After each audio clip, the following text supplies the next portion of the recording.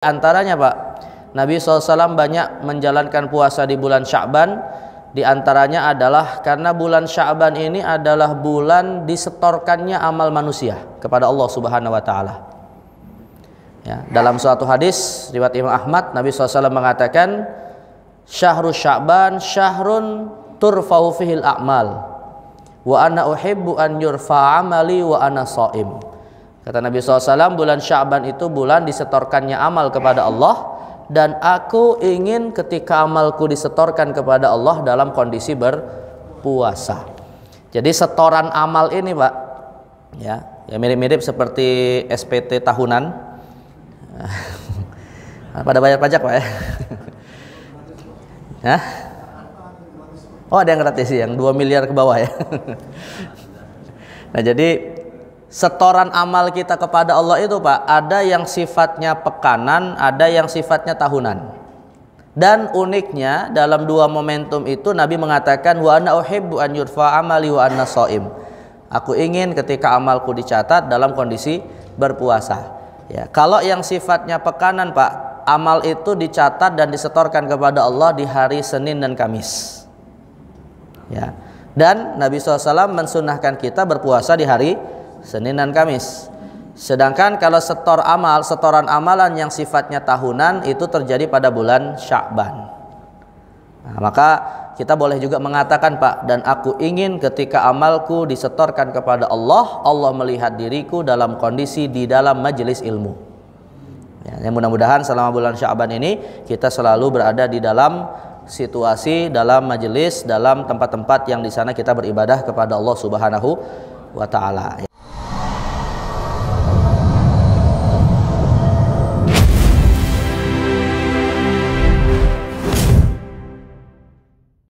Bismillahirrahmanirrahim. Assalamualaikum warahmatullahi wabarakatuh.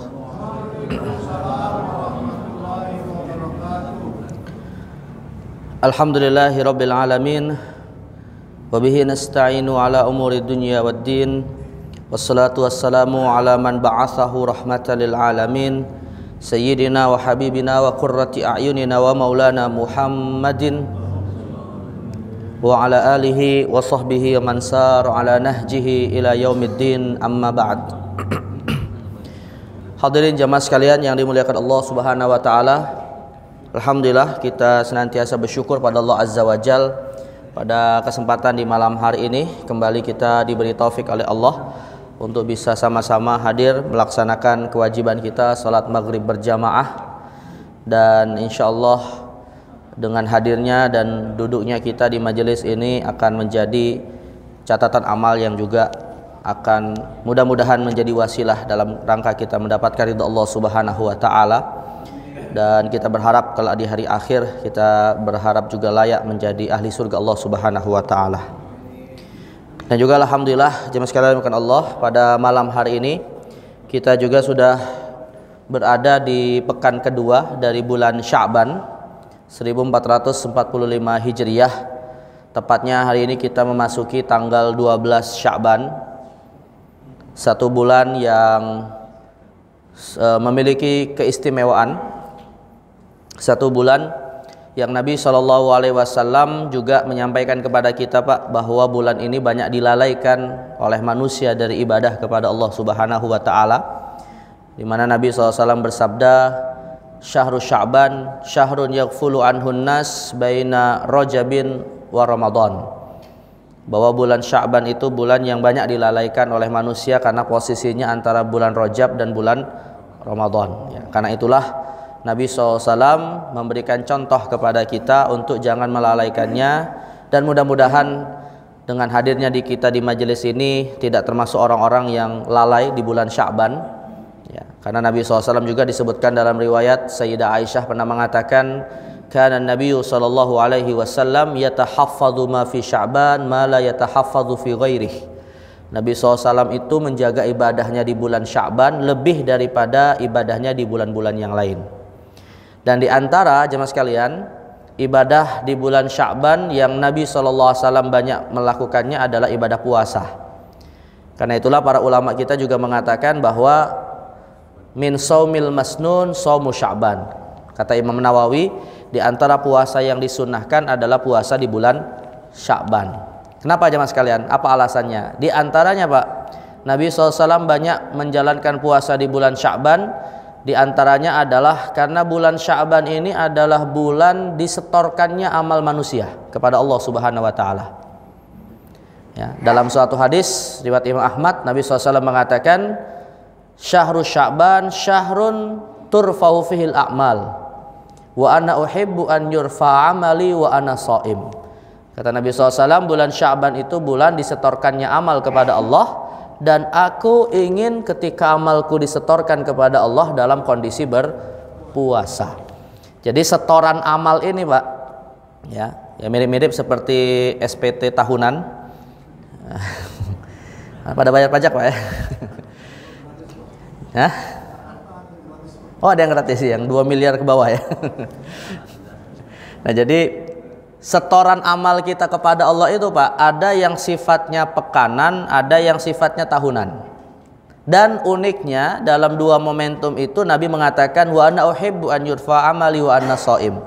Aku ingin ketika amalku dicatat dalam kondisi berpuasa. Ya, kalau yang sifatnya pekanan Pak, amal itu dicatat dan disetorkan kepada Allah di hari Senin dan Kamis. Ya. Dan Nabi SAW mensunahkan kita berpuasa di hari Senin dan Kamis. Sedangkan kalau setoran amalan yang sifatnya tahunan itu terjadi pada bulan Sya'ban. Nah, maka kita boleh juga mengatakan Pak, dan aku ingin ketika amalku disetorkan kepada Allah, Allah melihat diriku dalam kondisi di dalam majelis ilmu.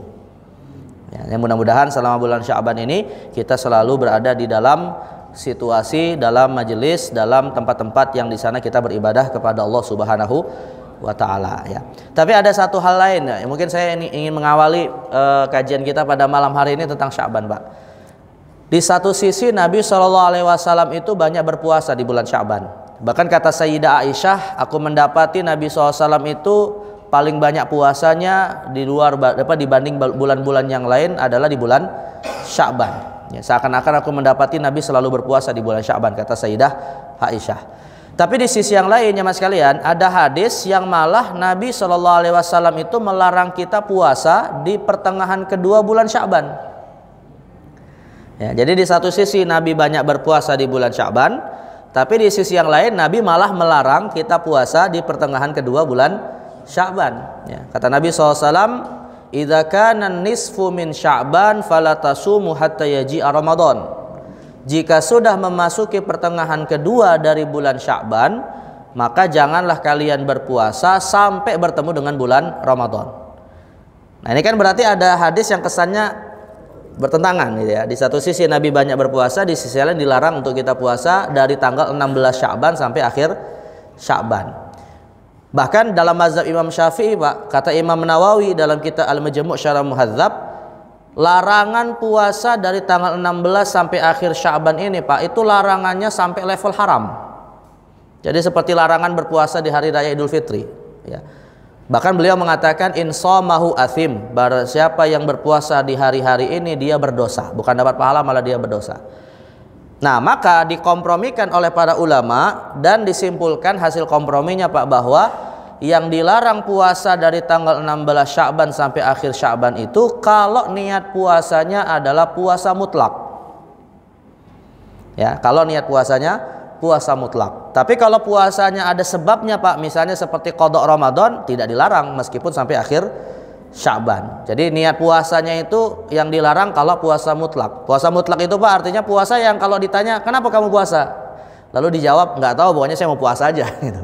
Nah, itu namanya puasa mutlak ya. Jadi biasanya Pak orang puasa mutlak itu biasanya ya, dia itu biasanya malamnya nggak niat puasa, bahkan mungkin bisa jadi nggak makan sahur ya.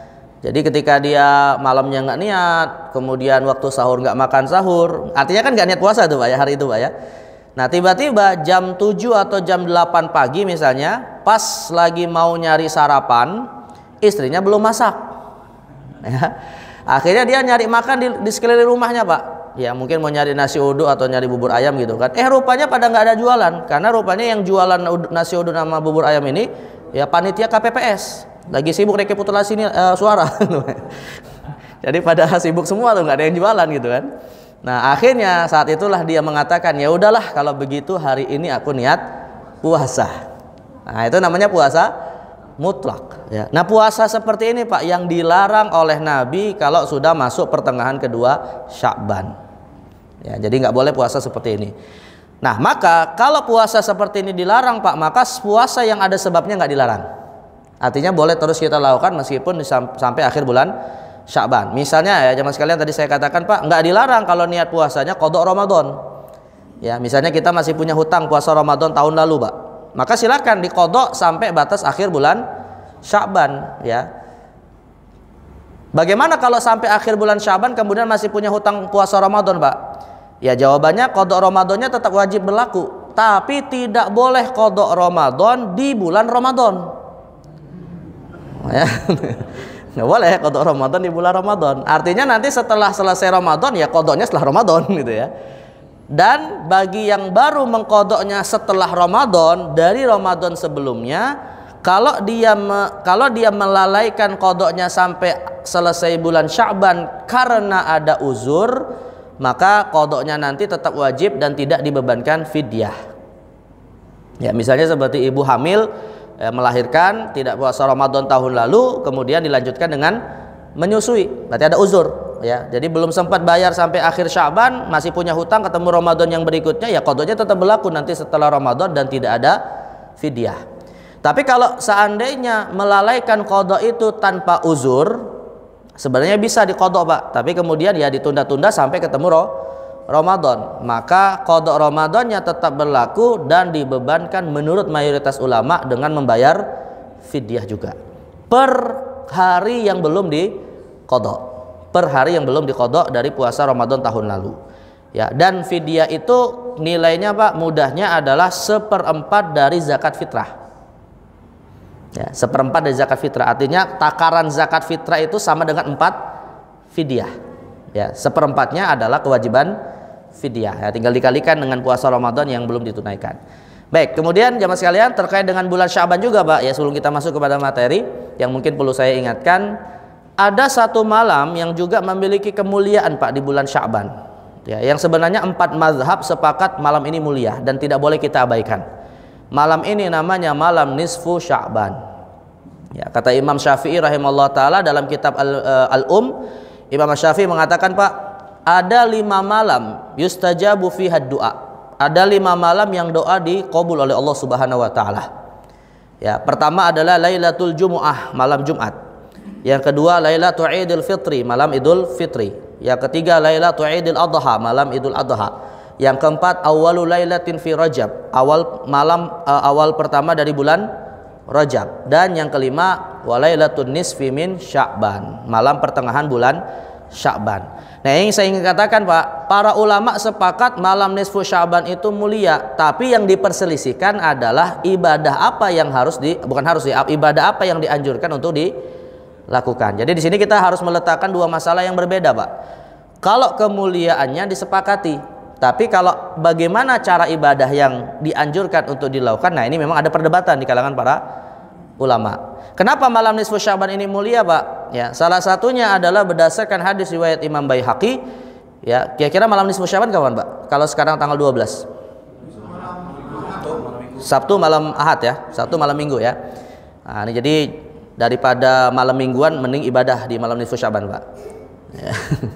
Nah, jadi malam nisfu Sya'ban ini ya, salah satu kemuliaannya seperti disebutkan dalam riwayat Imam Baihaqi. Kata Nabi SAW, Innallaha la yattali'u ala lailatin nisfi min Sya'ban yaghfiru man yasha'u min ibadihi illa li musyrikin aw musyahin. Kata Nabi SAW, Allah Subhanahu wa ta'ala memberikan pengampunan umum pada malam nisfu Sya'ban kepada hamba-hamba yang ia kehendaki, kecuali 2 kelompok manusia yang tidak diampuni dosanya oleh Allah Subhanahu wa ta'ala. Yang pertama adalah musyrik yang menyekutukan Allah Subhanahu wa ta'ala, tidak diampuni dosanya. Dan yang kedua adalah musyahin. Nah musyahin ini Pak, musyahin ini ditafsirkan oleh para ulama setidaknya ada 3 tafsir. Apa yang disebut musyahin yang tidak diampuni dosanya oleh Allah di malam nisfu Sya'ban? Yang pertama adalah yang di dalam hatinya terdapat kemunafikan. Artinya lisannya ngaku muslim tapi hatinya membenci Islam. Ini termasuk yang tidak diampuni dosanya di malam nisfu Sya'ban. Dan di antara tanda-tanda orang munafik itu Pak disebutkan dalam Al-Qur'an, in ahsantum disebutkan dalam Al-Qur'an surat Ali Imran, saya lupa ayatnya gimana Pak. Jadi di dalam surah Ali Imran itu dikatakan tanda orang munafik itu kalau orang beriman mendapatkan kebaikan mereka tidak senang, tapi kalau orang beriman mendapatkan keburukan mereka senang. Nah, ini salah satu tandanya Pak, kita bisa lihat dari komentar ya banyak orang ketika tragedi Palestina terjadi. Ya sekarang ini Pak, informasi terakhir yang kita mungkin bisa baca di media ya, wilayah terakhir Palestina atau Gaza yang belum diserang dan sekarang sudah diserang tinggal di mana? Di Rafah, perbatasan Mesir. Ya, makanya saudara muslim kita di sana sekarang ini masih perang terus Pak ya, walaupun beritanya udah mulai agak jarang kita dengar di media sosial karena mungkin di Indonesia kesibukan pemilu. Nah, jadi maka kalau ada seorang muslim Pak kok malah senang ketika saudara di Palestinanya terdolimi, ini tanda munafik.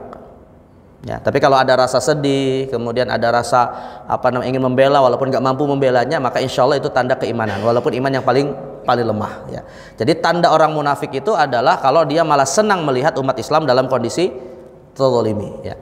Nah, itu yang pertama, tidak akan diampuni oleh Allah dosanya di malam nisfu Sya'ban. Yang kedua jemaah sekalian, yang dimaksud dengan musyahin juga kata para ulama, yang di dalam hatinya ada penyimpangan akidah. Artinya dia di dalam hatinya selain munafik juga akidahnya menyimpang. Misalnya di dalam hatinya ada penyakit tatoyur misalnya Pak. Saya pernah sampaikan Pak, tatoyur itu apa? Kalau nabrak kucing maka langsung katanya itu adalah hari sial. Nah, itu termasuk penyimpangan ya. Nah, orang yang seperti ini termasuk tidak diampuni dosanya oleh Allah di malam nisfu Sya'ban ya. Dan yang ketiga Pak adalah orang yang memiliki kebencian kepada sesama saudara muslimnya. Nah, ini maka barang siapa yang masih mangkel hatinya gara-gara beda pilihan presiden ya, maka bersihkan hati ketika kita mau memasuki malam nisfu Sya'ban ya. Beda pendapat mah nggak ada masalah, yang penting saling menghargai perbedaan pendapat ya. Nah, jadi sekali lagi ini yang perlu kita ketahui di bulan Sya'ban salah satunya terkait dengan malam nisfu Sya'ban ini. Nah, apa yang mesti kita lakukan Pak? Jawabannya bebas, ibadah apa saja yang bisa kita lakukan ya. Mau sholat tahajud yang banyak silakan, mau baca Quran yang banyak silakan ya, mau baca Yasin 3 kali, 2 kali, sekali silakan, nggak ada larangan. Yang penting ibadah-ibadah yang sifatnya mutlak ya. Mau bisa sedekah silakan, tapi ada satu sholat Pak, mungkin kita jarang mendengar Pak ya. Ada satu sholat yang disebutkan oleh Imam Al-Ghazali dalam kitab Ihya Ulumuddin, dan sholat ini memang dianjurkan kata Imam Al-Ghazali dilaksanakan di malam nisfu Sya'ban. Hanya saja sholat ini Pak ditentang oleh banyak ulama, dan Imam Al-Ghazali sendiri mengakui landasan dalilnya itu lemah sekali Pak. Tapi beliau mengatakan, aku menyaksikan penduduk Palestina pada abad 5 Hijriah melakukannya. Jadi ini tradisi masyarakat di Palestina saat itu ya. Makanya beliau memasukkannya di dalam kitab Ihya Ulumuddin. Namanya disebut dengan salat raghaib. Pernah dengar Pak nama salat ini? Salat raghaib. Nah, ya salat raghaib ini kalau menurut mayoritas ulama sebaiknya ditinggalkan, jangan dilakukan. Tapi ada sebagian yang menganjurkannya untuk dilakukan di malam nisfu Sya'ban. Ya, kalau saran saya sih nggak usah dilakukan Pak, yang penting ibadah mutlak saja. Ya, tapi kalau ingin tahu sebagai wawasan nih Pak ya, sebagai wawasan aja nih ya, walaupun wawasan yang tidak harus kita lakukan. Jadi sholat raghaib itu Pak ada 2 cara. Cara yang pertama adalah dilakukan dari sejak maghrib sampai subuh, waktunya panjang dari maghrib sampai subuh di malam nisfu Sya'ban itu sebanyak 100 rakaat. Makanya nggak usah lakukan Pak, karena capek juga. 100 rakaat, dan setiap rakaatnya membaca 10 surat Al-Ikhlas setelah Al-Fatihah. Jadi 100 rakaat per 2 rakaat salam, berarti ada 50 salam. Dan setiap rakaatnya membaca surat Al-Ikhlas sebanyak 10 kali setelah Al-Fatihah. Ini cara yang pertama. Cara yang kedua, pilihan yang kedua kata Imam Al-Ghazali, dilakukan sholatnya tidak sampai 100, hanya 10 rakaat saja dengan 5 salam per 2 rakaat, kemudian 5 salam berarti totalnya. Tapi setiap 1 rakaatnya Pak setelah Al-Fatihah membaca 100 surat Al-Ikhlas. Jadi perbanyak rakaat atau perbanyak bacaan surah Al-Ikhlasnya. Nah, ini yang namanya disebut dengan sholat raghaib. Ya. Tapi tadi saya katakan Pak, banyak ulama mengingkari sholat ini dan menganjurkan untuk tidak dilakukan. Ya, tapi sebagai wawasan saja. Ya. Nah intinya yang disepakati para ulama itu di malam nisfu Sya'ban memperbanyak ibadah mutlak. Ya, ibadah mutlak itu artinya nggak dibatasi harus seperti apa caranya. Yang penting kita beribadah di malam nisfu Sya'ban. Ya, di antaranya Pak, sholat maghrib, sholat isya berjamaah di masjid juga bagian dari kita memuliakan malam nisfu Sya'ban. Ya, kemudian juga mungkin ada kajian atau ada zikir pada antara maghrib sampai isya juga bagian dari mengamalkan malam nisfu Sya'ban. Ya, jadi intinya jangan kita melewati kesempatan ini. Ya, apapun yang bisa kita lakukan dari berbagai macam ibadah, apakah wujudnya sedekah ataupun ibadah-ibadah ritual, maka kita lakukan sebagai bentuk mendapatkan ampunan dari Allah Subhanahu wa taala. Ya. Baik, ini jamaah sekalian terkait dengan persoalan di bulan Sya'ban ya. Dan mudah-mudahan kita diberi kesempatan oleh Allah untuk bisa bertemu dengan bulan Ramadan ya. Baik, jamaah sekalian, bukan Allah Subhanahu wa taala, kita akan kembali membahas tentang masalah ilmu akidah dan masih terkait dengan risalah Nabi Muhammad SAW yang memiliki keistimewaan dibandingkan risalah para nabi-nabi yang lain. Kita kemarin kalau tidak salah itu sampai pembahasan tentang keistimewaan ajaran Nabi Muhammad SAW dibandingkan ajaran para nabi terdahulu, poin yang ke-9 ya. Kita selesai pada pembahasan yang ke-9. Sekarang kita akan masuk kepada keistimewaan yang ke-10 dari keistimewaan Nabi Muhammad SAW dibandingkan nabi-nabi terdahulu ya. Jadi saya mengumpulkan Pak, setidaknya ada 37 keistimewaan Nabi Muhammad ya. Makanya kita bersyukur Pak, bisa bangga karena menjadi bagian dari umat Nabi Muhammad Sallallahu Alaihi Wasallam. Baik, kemarin kita sudah bahas sampai poin yang ke-9 dan sekarang kita masuk kepada poin yang ke-10. Ya, poin yang ke-10 sebagai bagian dari keistimewaan Nabi Muhammad Sallallahu Alaihi Wasallam itu adalah ke-10, seluruh permukaan bumi sebagai tempat sholat dan media bersuci bagi umat Islam. Artinya Pak, umat-umat terdahulu itu ya, kalau mereka ingin beribadah itu harus mencari tempat khusus namanya ma'bad. Nggak bisa sembarangan mereka ibadah ya. Jadi mereka kalau mau ibadah harus cari tempat yang khusus dijadikan tempat ibadah. Tidak sah ibadah mereka kalau misalnya di pinggir jalan, tengah hutan, itu nggak sah Pak. Tapi kita umat Nabi Muhammad SAW bisa sholat dimanapun kita berada ya. Dimanapun kita berada kita bisa sholat. Termasuk jemaah sekalian, umat terdahulu itu sudah disyariatkan wudhu Pak ya, dan mereka kalau beribadah harus berwudhu. Tapi kita umat Nabi Muhammad mendapatkan dispensasi dan keringanan, kalau tidak bisa berwudhu maka bisa diganti dengan tayamum. Jadi keistimewaan tayamum itu bagian dari keistimewaannya syariat Nabi Muhammad Sallallahu Alaihi Wasallam. Jadi artinya Pak, umat-umat terdahulu belum pernah ada yang namanya tayamum ya, dan itu baru berlaku untuk ajaran Nabi Muhammad Sallallahu Alaihi Wasallam. Nah, ditambahkan lagi Pak, keistimewaan Nabi yang lain adalah Nabi Muhammad itu ditolong dari musuh-musuhnya dengan rasa takut dari musuhnya. Artinya Nabi Muhammad itu Pak, ketika berkonflik dengan musuh-musuhnya dari orang kafir, mereka itu sebelum ketemu Nabi ya, satu bulan perjalanan itu mereka sudah masukkan ke dalam hatinya rasa takut bertemu dengan Nabi Muhammad Sallallahu Alaihi Wasallam ya. Nah, ini keistimewaan Nabi Muhammad. Nah, seperti disebutkan dalam hadis riwayat Imam Bukhari dan Muslim, kata Nabi SAW, fuddiltu alal anbiya'i bisittin, aku diberi keutamaan atas para nabi, kata Nabi Muhammad, dengan 6 perkara. Yang pertama, u'titu jawami al-kalim, aku diberikan oleh Allah ya jawami al-kalim. Jawami kalim itu Pak artinya ucapan-ucapan yang ringkas tapi maknanya sangat mendalam.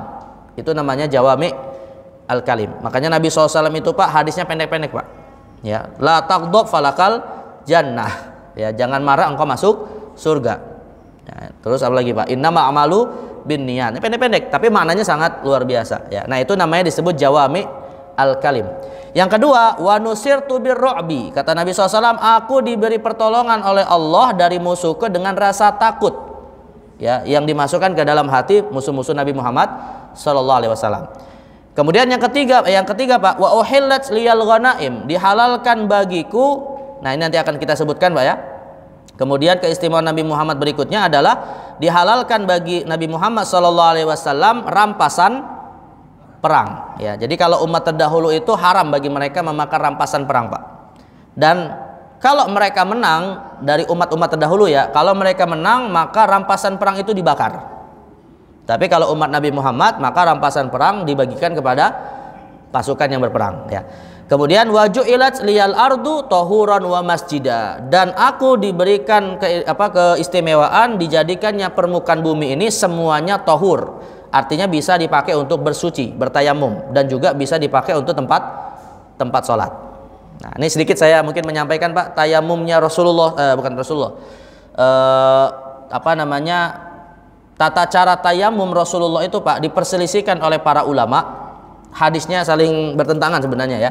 Tapi dari hadis-hadis tentang tayamum itu, Pak, setidaknya ada 2 praktek tayamum yang disebutkan oleh para ulama fikih. Mungkin Ustadz Ajib sudah menyampaikan, tapi sedikit mengingatkan saja.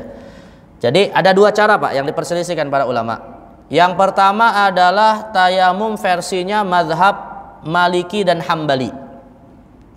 Ya, Maliki dan Hambali itu berarti mazhab yang kedua dan mazhab yang keempat. Maliki dan Hambali. Versi mazhab Maliki ini, Pak, versi tayamum yang paling ringkas dan mudah.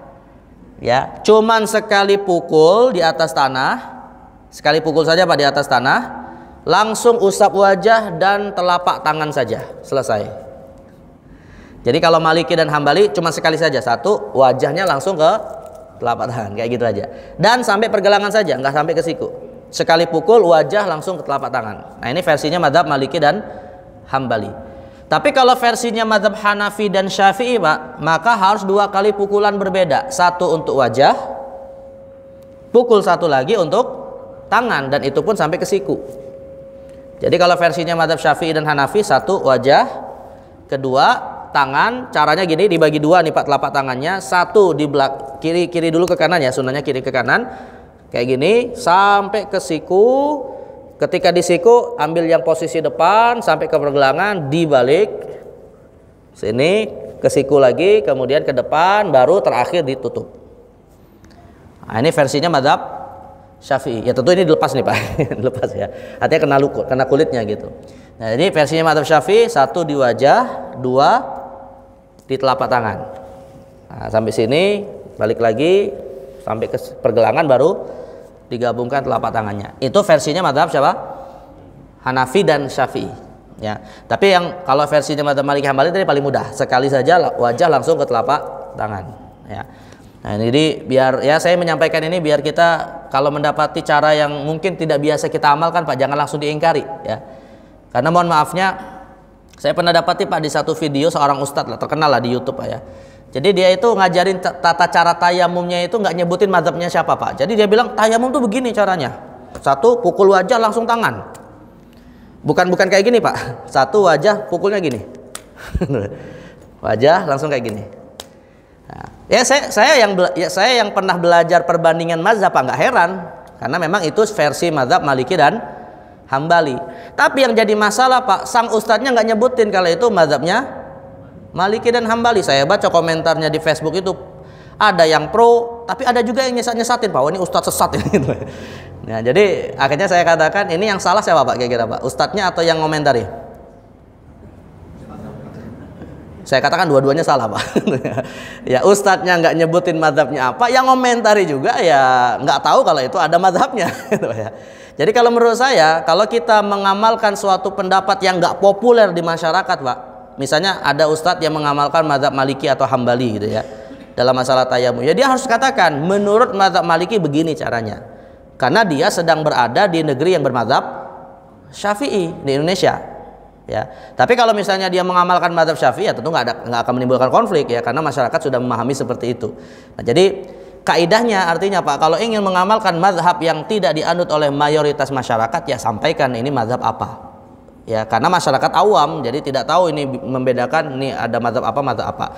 Jadi ustadznya ya salah karena tidak jelas menjelaskan pendapatnya. Yang kedua, masyarakatnya juga salah karena nyesat-nyesatin pendapat yang ada gitu ya. Ya, dan dua-duanya ya harus evaluasi lah menurut saya. Ya, silakan aja, ada ustadz yang kayak gitu, Pak, cari aja gitu ya. Jadi dia kayak gini tayamumnya, mukul-mukul telapak tangan kayak gini. Baik, jadi ini satu keistimewaan umat Nabi Muhammad Sallallahu Alaihi Wasallam yang boleh sholat di mana saja dan bersucinya dengan tayamum. Ya. Kemudian keistimewaan yang lain Pak, yang kelima wa ursiltu ilal khalqi kafah, aku diutus oleh Allah kepada seluruh manusia, ya. Dan yang terakhir wa khutima biyan nabiyun, dan kenabian atau kerasulan ditutup oleh Nabi Muhammad sallallahu alaihi wasallam. Maka saya pernah sampaikan Pak, bahwa Nabi Isa alaihi salam nanti ketika turun ke dunia itu bukan sebagai nabi baru. Ya, menjelang akhir zaman kan Nabi Isa akan turun Pak, ya. Jadi Nabi Isa turun itu bukan nabi baru Pak, tapi beliau adalah melanjutkan risalahnya Nabi Muhammad sallallahu alaihi wasallam. Ya, buktinya ketika beliau datang di Damaskus saat waktu subuh, dan saat itu umat Islam telah ingin melaksanakan ibadah sholat yang dipimpin oleh Imam Mahdi. Tiba-tiba Nabi Isa turun, Imam Mahdi mempersilahkan Nabi Isa menjadi imam. Akhirnya apa?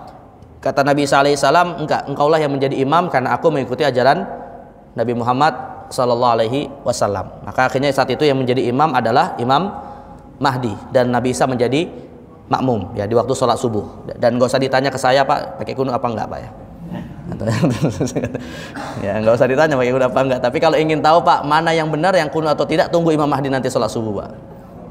Kalau sampai ke sana, kalau sampai gitu, ya. Tapi Imam Mahdi itu nggak ikut mazhab apapun Pak, karena beliau posisinya sudah menjadi mujtahid mutlak. Jadi syarat Imam Mahdi itu kata para ulama mujtahid mutlak. Mujtahid mutlak itu artinya dia tidak terikat dengan mazhab apapun, ya. Itu kualitasnya Imam Mahdi yang namanya siapa Pak? Kalau versinya Ahlus Sunnah wal Jamaah Pak, Imam Mahdi itu namanya Muhammad bin Abdullah Al-Hasani. Versinya Ahlus Sunnah wal Jamaah namanya Muhammad bin Abdullah Al-Hasani. Jadi kalau ada orang Pak namanya nggak kayak gitu ngaku Imam Mahdi, itu sudah bisa ditolak Pak. Tugimin misalnya ngaku Imam Mahdi, itu bukan Imam Mahdi itu Pak. Atau siapapun dia, Bejo misalnya ngaku Imam Mahdi, itu bukan Imam Mahdi Pak. Karena namanya itu syaratnya adalah Muhammad bin Abdullah. Kalau nama Muhammad banyak Pak, tapi belum tentu bapaknya Abdullah. Ya, jadi harus sama ini Muhammad bin Abdullah. Kata Nabi SAW, Imam Mahdi itu namanya seperti namaku, nama ayahnya seperti nama ayahku, hanya saja beda wajahnya dengan diriku. Dan para ulama mengatakan Pak, berasal dari keturunan Hasan bin Ali bin Al Hasan ibn Ali bin Abi Thalib. Makanya namanya Muhammad ibn Abdullah Al Hasani. Tapi kalau versinya Syiah Pak, kalau versinya Syiah namanya adalah Muhammad ibnil Hasan Al Askari, bukan Muhammad bin Abdullah. Ini versinya kelompok Syiah. Ya, ini udah nggak sama gitu ya. Bisa jadi sih Syiah bukan nunggu Imam Mahdi Pak, tapi nungguin Dajjal mungkin Pak. Ini bedanya antara versi Ahlus Sunnah dan versi Syiah. Nah, kita tentunya milih yang mana Pak? Ya, jelas Ahlus Sunnah wal Jamaah, ya, itu akidah yang kita yakini. Baik. Nah, jadi ini keistimewaan Nabi yang ke-10 dan yang ke-11. Dan tadi saya sampaikan Pak, yang ke-12 Nabi Muhammad punya keistimewaan dihalalkan harta rampasan perang atau ghanimah, ya. Nah, ini tadi saya sampaikan juga Pak, bahwa umat terdahulu itu ketika mereka menang dari musuh-musuhnya tidak boleh memakan rampasan perang, tapi harus dibakar, ya. Kata Nabi SAW dalam hadis riwayat Imam Ahmad, uhillat liyal ghanaim akuluha, aku dihalalkan kata Nabi memakan ghanimah, rampasan perang. Wa kana man qabli, adapun umat sebelumku kata Nabi Muhammad, yu'azzimuna aklaha kanu yuhrikunaha, mereka tidak boleh memakannya karena termasuk dosa besar, dan mereka syariatnya adalah membakar rampasan perang itu. Jadi umat terdahulu kalau menang bukan dengan cara memakannya tapi dibakar. Nah, ini bedanya dengan umat Nabi Muhammad sallallahu alaihi wasallam, ya. Kemudian yang ke-13 Pak, di antara keistimewaan Nabi Muhammad adalah diistimewakannya umat Nabi Muhammad dan beliau sendiri dengan hari Jumat. Jadi dulunya Pak, umat terdahulu itu sebenarnya juga, ya, diperintahkan untuk memuliakan hari Jumat. Tapi masalahnya Pak, umat terdahulu tidak bisa menjalankan kewajiban ini. Ya, mereka itu ketika beribadah pas hari Jumatnya lagi musim-musim yang mereka nggak sukai Pak, mereka ganti ke hari Sabtu. Nah, ini ahli kitab Bani Israel zaman dahulu tuh seperti itu Pak. Makanya di antara kisah yang juga terkait dengan bulan Ramadan Pak, kama kutiba alal ladzina min qablikum, ya. Sebenarnya umat terdahulu itu Pak, dulunya puasanya juga bulan Ramadan. Sama seperti kita Pak. Tapi yang jadi masalah, mereka ini tidak berhasil menjalankan amanah berpuasa di bulan Ramadan. Ketika bulan Ramadannya musim panas, mereka geser ke musim dingin Pak. Ya. Maka begitu juga dengan hari Jumat. Awalnya mereka diperintahkan ibadah di hari Jumat, tapi mereka malah menggantinya di hari yang lain.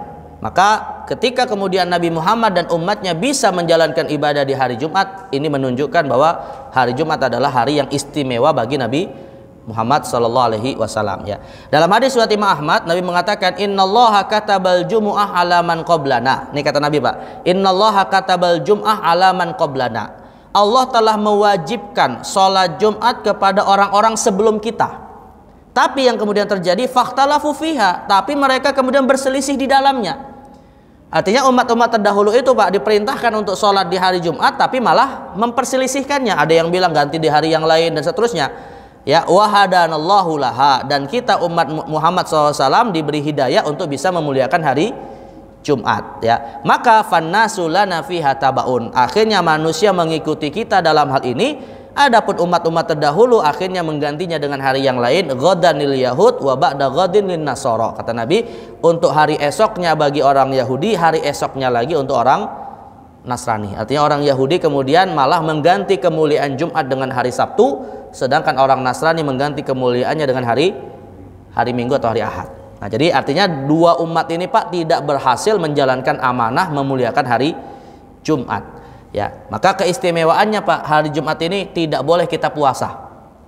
Karena hari Jumat itu hari raya pekanan umat Islam.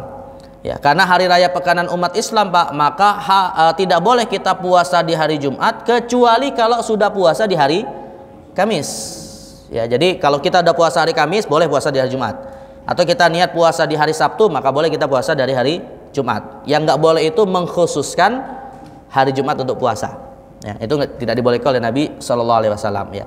Nah, karena ini juga hari Jumat adalah hari raya, Pak. Karena hari Jumat juga hari raya, maka kita pun dianjurkan di hari Jumat ini untuk mandi sebagaimana hari raya Idul Fitri, Idul Adha. Ya. Tapi yang jadi masalah begini, Pak. Mandi di hari Jumat itu, ya. Sebabnya karena untuk menghadiri sholat Jumat atau karena hari Jumat. Contoh misalnya gini, Pak, yang disunnahkan untuk mandi di hari Jumat itu hanya laki-laki yang menghadiri sholat Jumat saja atau perempuan juga? Nah, itu pertanyaannya itu ya. Jadi kira-kira ibu-ibu yang tidak menghadiri sholat Jumat disunnahkan juga nggak mandi di hari Jumat? Ya kalau boleh.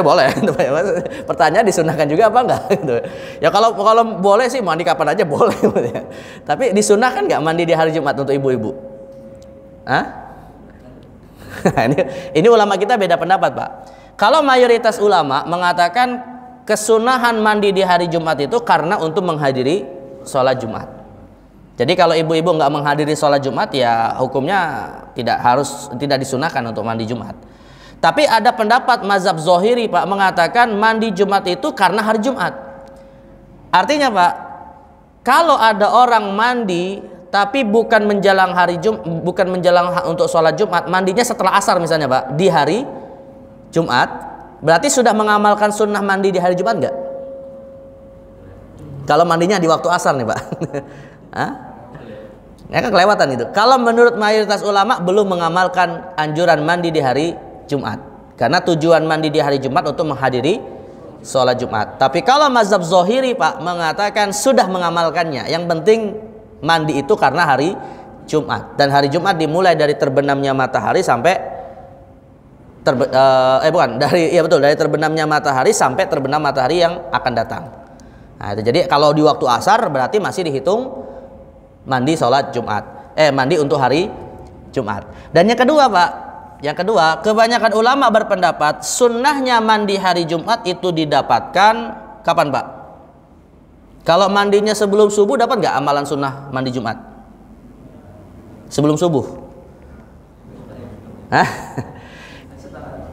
Nah, kalau dalam mazhab Maliki, Pak, sunnahnya mandi di hari Jumat itu beberapa saat sebelum berangkat sholat Jumat. Jam 11 misalnya ya. Itu kalau dalam mazhab Maliki. Tapi kalau mayoritas ulama, Pak, mandinya hari Jumat itu baru didapatkan kesunahannya setelah masuk waktu subuh. Jadi kalau mandinya sebelum subuh nggak dapat pahala mandi hari Jumat. Jadi dianjurkannya setelah subuh. Yaitu dari sejak setelah subuh sampai menjelang sholat Jumat. Nah, yang berikutnya Pak, apa hukum mandi di hari Jumat? Sunnah atau wajib? Hah? Nah, kalau mayoritas ulama berpendapat sunnah. Tapi kalau dalam mazhab zahiri Pak, hukumnya wajib. Maka dalam mazhab zahiri Pak, dalam mazhab zahiri mereka berpendapat kalau ada orang junub di hari Jumat, mandinya harus 2 kali. Satu mandi untuk mengangkat junubnya, kedua mandi untuk sholat Jumatnya atau hari Jumatnya. Tapi kalau mayoritas ulama mengatakan orang yang junub di hari Jumat mandinya cukup sekali saja. Artinya sudah terangkat hadas besarnya, juga sekaligus dia sudah mengamalkan mandi di hari Jumat. Nah, jadi intinya mandi di hari Jumat ini suatu yang sangat dianjurkan, dan waktunya antara subuh sampai menjelang sholat Jumat. Kalau kita pakai pendapat mayoritas ulama ya. Baik, ini keistimewaan Nabi Muhammad dimuliakan dengan hari Jumat ya. Kemudian yang berikutnya jemaah sekalian, kemuliaan Nabi Muhammad yang lain, Allah menyeru Nabi Muhammad di dalam Al-Quran dengan tugas kenabian. Maksudnya begini Pak, kita kalau perhatikan di dalam Al-Quran Pak ya, ini luar biasa nih Pak. Dalam Al-Quran kalau kita perhatikan Pak, Allah itu kalau menyebut nabi-nabi sebelum Nabi Muhammad langsung nyebut namanya Pak. Langsung menyebut namanya. Tapi kalau Nabi Muhammad tidaklah disebut kecuali disebut tugasnya. Ya. Misalnya nih Pak, dalam surat dalam banyak surat ya, dalam banyak surat Al-Anfal 64, 65, 70, At-Taubah ayat 73, Al-Ahzab ayat pertama 28, 45, 50, 59, Al-Mumtahanah ayat 12, At-Tolak ayat 1 dan At-Tahrim ayat 1 dan 9. Nabi Muhammad itu Pak dipanggilnya dengan gelarnya ya ayyuhan nabi. Bukan ya Muhammad, tapi ya ayyuhan nabi, wahai nabi. Ya, begitu juga dengan surat Al-Maidah ayat 41 dan 67 Pak. Rasul dipanggil dengan ya ayyuhar rasul, bukan dengan ya Muhammad. Kalaupun Nabi Muhammad Pak, kalaupun Nabi Muhammad dipanggil dengan namanya, itu pun nanti dikaitkan dengan gelar beliau sebagai rasul. Ya, misalnya dalam surah Al-Imran ayat 144, wa ma Muhammadun illa rasul. Jadi tidaklah nama Muhammad disebutkan di dalam Al-Quran Pak, kecuali dikaitkan dengan beliau sebagai Rasul. Ini keistimewaan Nabi Muhammad. Kemudian dalam surat Al-Ahzab ayat 40, maka Muhammadun aba ahadim mir rijalikum walakin Rasulullah. Ya. Kemudian dalam surah Muhammad ayat 2, walladzina amanu wa amilus solihati wa amanu bima nuzzila ala Muhammadin. Wa amanu berarti menyebut nama Muhammad sebagai seorang Rasul. Kemudian di dalam surah Al-Fatah ayat 29, Muhammadun Rasulullah. Artinya Pak, Nabi Muhammad itu diistimewakan di dalam Al-Quran. Tidaklah beliau dipanggil kecuali dengan sebutan Nabi atau Rasul, dan tidaklah nama beliau disebut dengan Muhammad kecuali dikaitkan sebagai seorang Rasul. Beda dengan nabi-nabi sebelum Nabi Muhammad Sallallahu Alaihi Wasallam. Nah, kalau nabi-nabi sebelum Nabi Muhammad Pak, panggilannya itu langsung dengan namanya saja. Misalnya ya Adamuskun anta wa zaujukal jannah. Jadi langsung Allah sebut wahai Adam. Kemudian ya Nuh ihbit, wahai Nuh turunlah dari kapal itu. Langsung disebut nama gitu ya. Kemudian ya Ibrahim a'rid an haza, ya Musa innistofaituka, ya Isa uzkur ni'mati alaika. Jadi nabi-nabi sebelum Nabi Muhammad itu Pak langsung disebut namanya. Jadi istilahnya gini analoginya Pak. Mohon maafnya ini sebagai analogi saja Pak ya, bukan berarti kita membandingkan dengan Allah. Misalnya Pak, kita sebagai anak, kira-kira dalam tanda kutip sopan nggak menyebut nama bapak kita dengan namanya langsung Pak? Sombong. Sombong ya. Jadi kalau misalnya atau nyebut nama bapak teman kita Pak, kira-kira misalnya kita punya teman namanya, misalnya teman kita Pak namanya Zaid, dia punya bapak namanya Haris misalnya Pak. Kita panggil Zaid, Harismu mana Harismu? Jadi kira-kira hormat nggak Pak? Nah, ya tadi songong gitu ya. Ya kurang layak gitu kan. Kurang adab gitu. Itu kalau manusia gitu Pak. Bukan berarti kita mengatakan Allah kurang adab ya enggak. Ya artinya di sini kita ingin mengatakan Pak, ketika seseorang disebut dengan panggilan gelarnya itu menunjukkan dia ingin memuliakan. Ya, maka ketika Nabi Muhammad tidaklah disebut namanya kecuali dengan gelarnya, berarti Allah ingin memuliakan Nabi Muhammad. Berbeda dengan nama-nama nabi sebelum Nabi Muhammad. Nah, ini satu keistimewaan Nabi Muhammad Sallallahu Alaihi Wasallam ya. Baik, kemudian yang ke-15 Pak, Allah melarang kita Pak memanggil nama Nabi Muhammad dengan namanya saja. Termasuk kurang adab kita sebagai umatnya Pak, manggil nama Nabi Muhammad hanya dengan Muhammad. Contohnya misalnya gini, ini contoh aja Pak ya, bukan berarti saya melanggar ya. Contohnya misalnya begini Pak, kalau ada orang misalnya Ustadz ceramah gitu Pak, atau siapalah ngomong gitu ya, itu tuh ya seperti Muhammad yang nikah sama Khadijah. Ini kira-kira punya adab nggak pada Nabi Muhammad Pak? Hah? Nggak beradab. Jadi kalau ingin menyebut nama Nabi Muhammad itu paling tidak pakai kata Nabi di depannya. Ya, atau kalau misalnya mau mengganti dengan kata beliau misalnya, jangan menyebut langsung apa? Nama gitu. Kecuali kalau yang kita maksud orang lain Pak, bukan Nabi Muhammad ya. Misalnya kita punya teman namanya Muhammad ya kita panggil. Ya Muhammad sini Muhammad misalnya gitu. Tapi kalau kita baca kitab menjelaskan atau mengucapkan kata-kata yang itu maksudnya Nabi Muhammad, suatu yang kurang adab kalau tanpa menyebut kata Nabi. Ya, dan yang kedua, kalau lebih sempurna tentu setelah menyebut Nabi Muhammad kita langsung sebut sallallahu alaihi wasallam. Karena Allah Subhanahu wa taala di dalam Al-Qur'an Pak melarang kita memanggil nama Nabi Muhammad hanya dengan namanya saja. Kata Allah dalam surah An-Nur ayat 63, la taj'alu du'a ar-rasuli bainakum ka du'ai ba'dikum ba'dha. Kata Allah Subhanahu wa taala, janganlah kamu jadikan panggilan Rasul di antara kamu seperti panggilan sebagian kamu kepada sebagian yang lain, ya. Baik, ini apa namanya? Keistimewaan Nabi Muhammad sallallahu alaihi wasallam ya. Baik, mungkin jemaah sekalian saya cukupkan pada yang ke-15 ini ya. Mudah-mudahan apa yang kita bahas hari ini manfaat. Ini karena waktu juga yang membatasi kita, udah ada tanda-tanda harus menutup. Atau mungkin ada yang mau bertanya Pak sebelum kita tutup? Terkait bulan Sya'ban ataupun yang kita bahas dari keistimewaan Nabi Muhammad, mungkin ada yang mau bertanya? Cukup jelas? Hah? Hah? Cukup jelas atau atau apa? Atau jawab sendiri? Cukup Pak ya? Nggak ada pertanyaan ya? Ya, kalau tidak ada pertanyaan mungkin kita cukupkan. Mudah-mudahan sekali lagi apa yang kita bahas hari ini bermanfaat, dan setiap detik waktu yang kita lalui dalam majelis ini mudah-mudahan kelak di hari kiamat menjadi saksi di hadapan Allah Subhanahu wa taala. Ya, terlebih kita berada di bulan Sya'ban yang kita berharap Allah mengampuni dosa kita dalam kondisi Allah melihat kita beribadah kepadanya. Amin ya rabbal alamin ya. Baik, kita tutup dengan baca doa kafaratul majlis. Subhanakallahumma wa bihamdika asyhadu an la ilaha illa anta astaghfiruka wa atubu ilaih. Wa sallallahu ala sayyidina Muhammadin nabiyil ummi wa ala alihi wa sahbihi wa baraka wasallam. Wassalamualaikum warahmatullahi wabarakatuh.